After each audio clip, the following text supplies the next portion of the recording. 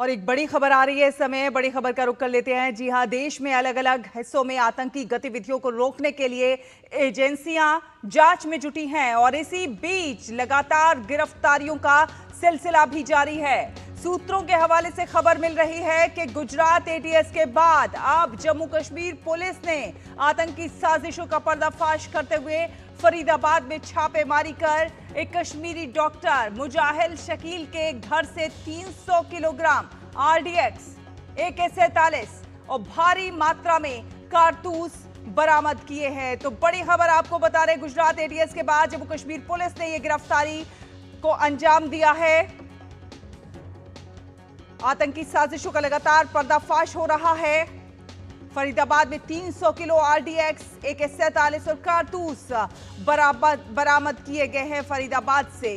देश भर में आतंकियों की गिरफ्तारी की लगातार कोशिश हो रही है, लगातार प्रयास हो रहे हैं। गुजरात से लेकर हरियाणा तक जांच में जुटी हुई है पुलिस। देश में अलग अलग हिस्सों में आतंकी गतिविधियों को रोकने के लिए जो एजेंसियां हैं लगातार जांच में जुटी हुई है और इस बीच लगातार गिरफ्तारियों का सिलसिला चल रहा है।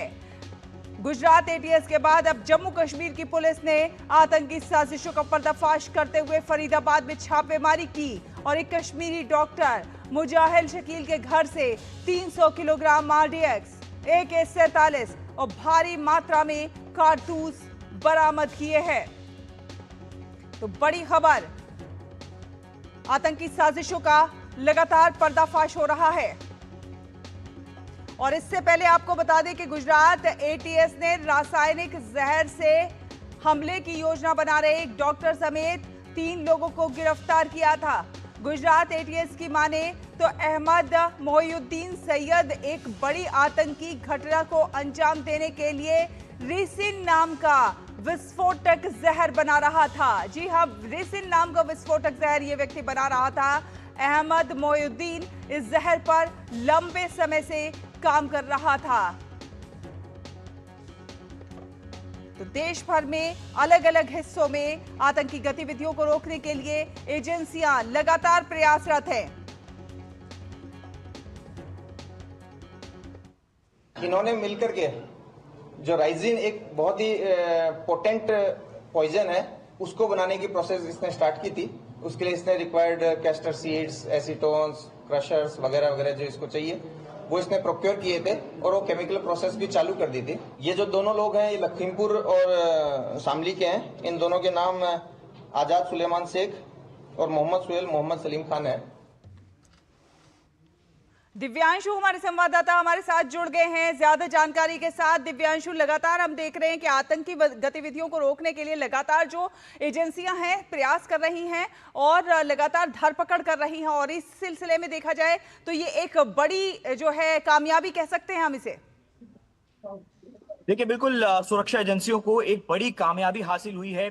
जम्मू कश्मीर पुलिस ने फरीदाबाद पुलिस के साथ एक जॉइंट ऑपरेशन किया और उस जॉइंट ऑपरेशन के दौरान एक 300 किलो आरडीएक्स बरामद किया गया है। न केवल 300 किलो आरडीएक्स बरामद किया गया है बल्कि उसके साथ साथ कुछ केमिकल्स भी बरामद किए हैं। और अगर हम इसकी 300 किलो आरडीएक्स की बात करें तो ये बहुत बड़ी मात्रा है और एक जगह इसको प्रोक्योर करना भी कम से हम कह सकते हैं कि खतरे से खाली नहीं है। अगर 300 किलो आरडीएक्स अगर आप माने अगर एक जगह रखा है तो उसके आसपास की तमाम बिल्डिंगें जितनी हैं वो खतरे में हैं। तो कुल मिला के ये एक बहुत बड़ा ऑपरेशन की कामयाबी हम कह सकते हैं कि जम्मू कश्मीर पुलिस ने फरीदाबाद पुलिस के साथ मिलकर किया है एक जॉइंट ऑपरेशन और उसमें इतनी बड़ी भारी मात्रा में आरडीएक्स बरामद किया है। दिव्यांशु, ये भी कुछ पता चला है कि क्या कुछ साजिश थी, क्या उस साजिश का पर्दाफाश हो सका है? देखिए, बिल्कुल मैं आपको बताना चाहूंगा कि जब आदिल को पुलिस ने हिरासत में लिया उससे लगातार पूछताछ की जा रही थी और जम्मू कश्मीर में उसके पास से कुछ एम्यूनिशंस भी जो है बरामद किए गए थे और उससे जब लगातार पूछताछ हुई तो उसने इस बात का खुलासा किया कि फरीदाबाद में एक ऐसी जगह है जहां पर उसने आरडीएक्स जो है वो प्रोक्योर करके रखा हुआ है।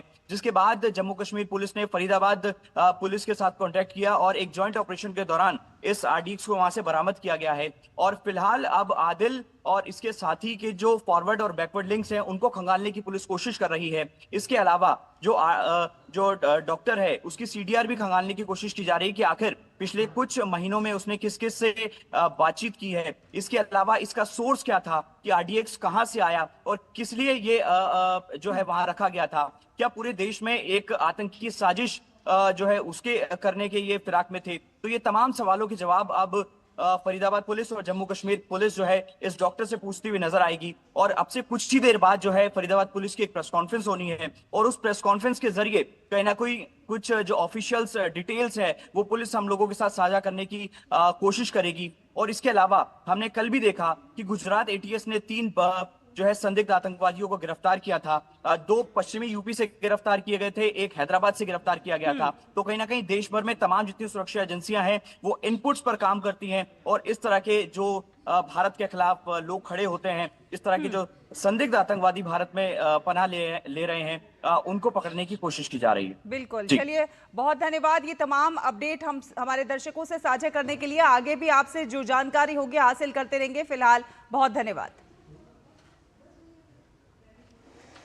तो इसी के साथ